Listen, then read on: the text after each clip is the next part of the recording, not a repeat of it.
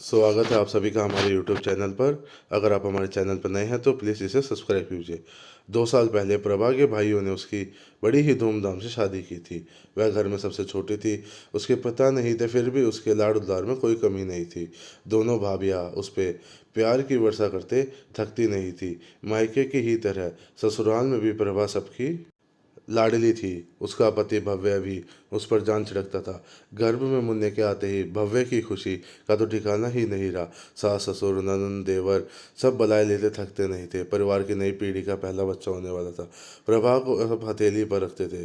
सास खूब लाड़ लड़ाती, फल व अन्य सामान से घर भरा रहता। और भव्य, वह तो बवाल ही हो रखा था। प्रभा वो पल भर भी आंखों से दूर होने देता। ऑफिस में भी बार फ़ोन करता। कमरे को भी बच्चों की तस्वीरों से भर रखा था। माँ व भाई प्रभा को लिवाने आए तो सासू माँ ने हाथ जोड़ लिए और कहा, 1 मिनट भी अपनी बहू को आंखों से दूर नहीं होना देना चाहते। प्रभा ने एक स्वस्थ सुंदर बेटे को जन्म दिया। बड़ी धूमधाम से जन्मोत्सव मनाया गया। माँ बनकर प्रभा निहाल हो गई। मुन्ना पूरे घर का खिलौना था। भव्य कहता, यह मेरी तरह इंजीनियर बनेगा, तो दादाजी कहते, नहीं, मेरी तरह बैरिस्टर बनेगा। पर पता नहीं किसकी नज़र लग गई प्रभा के परिवार को। एक दिन भव्य एक लड़की को अपने ले आया। बोला, प्रभा, ये मेरी दोस्त है दिव्या। तो दिव्या कहती है, तुम्हारी पत्नी तो बहुत सुंदर है। दिव्या जितनी देर घर पर रही भव्य से चिपकी रही, फिर बोली, अच्छा मैं चलती। उसके बाद भव्य के स्वभाव में परिवर्तन होता चला गया। एक दिन उसकी सहेली का फ़ोन आया और बोली, क्या बात प्रभा, मियाँ जी को बड़ी छूट दे रखी है, जो तुझे छोड़कर और लड़की के साथ बाहर घूम रहे हैं। अब प्रभा का दिल किस काम में नहीं लग रहा था। आज मुन्ना पे भी ध्यान नहीं लग पा रहा था। वह छटपटा उठी कि किससे मन की बात करूं। माँ जी नहीं, सीधे भव्य से ही बात करती हूँ। भव्य सदा ही अपने पहनावे का ध्यान रखता था। मुन्ना होने के बाद प्रभा को कभी भी बाहर घुमाने नहीं ले गया जाता था। कहता, अभी तुम्हारे मुन्ने के साथ बाहर जाना सही नहीं है। पर प्रभा को कोई शिकायत नहीं थी। वह अपनी छोटी सी दुनिया में खुश थी। वही उसकी खुशियों पर दिव्या ने सेक मार ली थी। रात गए भव्य पर वापस आता था, गुनगुनाता, सीटी बजाता हुआ। प्रभा ने पूछा, खाना लगा दूँ? तो भव्य ने कहा, नहीं, खा कर आया हूँ। वह अपना कोट उतारने लगा तो प्रभा ने पकड़ लिया। तो उसमें से लेडीज़ परफ्यूम की महक उठी। तो प्रभा ने पूछा, यह परफ्यूम तो दिव्या लगाती है, तुम उसके साथ थे? तो वह बोला, हाँ था।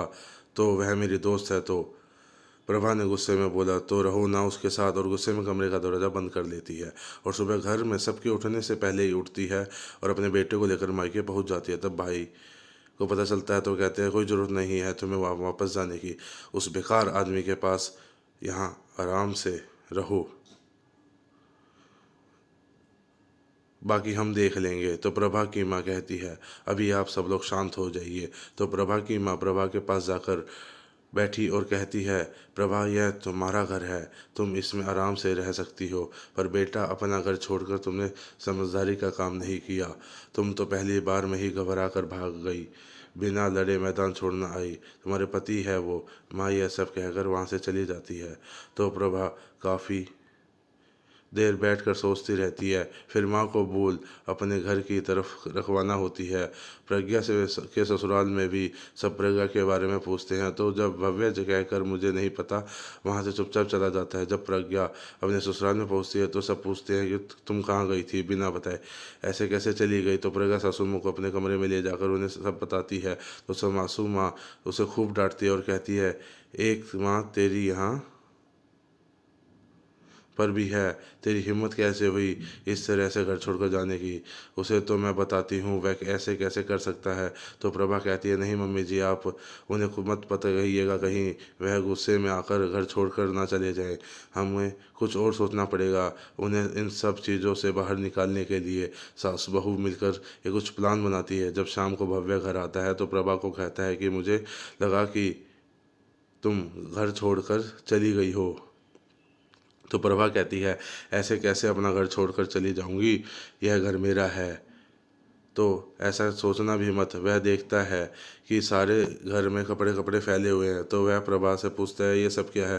तो प्रभा कहती है कुछ नहीं, मुन्ने की तबीयत ख़राब है, बार बार उल्टी कर रहा है। तो वह कहता है तुमने डॉक्टर को नहीं दिखाया इसे। तो वह डॉक्टर ने कुछ टेस्ट लिखे हैं तो कल कर आऊँगी। अगले दिन प्रभा भव्य से 10,000 ले लेती है, कहती है मुन्ने के टेस्ट करवाने हैं और डॉक्टर को भी दिखाना है। तो वह कहते इतने रुपए लगते हैं। तो वह कहती है मम्मी जी और पापा जी के साथ चल रहे हैं मेरे, अगर आपको कोई डाउट है तो जाकर उनसे बात कर लो। तो वह कहता है नहीं नहीं, तुम पैसे ले लो। फिर शाम को सासू माँ यह कहकर कि तेरे पापा की कुछ दवाइयाँ लानी है, डॉक्टर ने कुछ एक्स्ट्रा दवाइयाँ लिखी है, कहकर वह भी थोड़े से पैसे ले लेती है। इसी तरह 2-4 दिन बाद वह जानबूझकर एक बिजली वाले को बुलाकर एसी की तार कटवा देती है। पूरी रात भव्य सो नहीं पाता। तो कहती है गैस ख़त्म हो गई है, शायद सर्विस करवानी पड़ेगी। इसी तरह 10-15 दिन में बहू और सासू माँ दोनों उससे 40-50 हज़ार रुपये निकलवा लेती हैं। प्रभा को पता है कि जो वह कर रही है वह गलत है, पर क्या करे,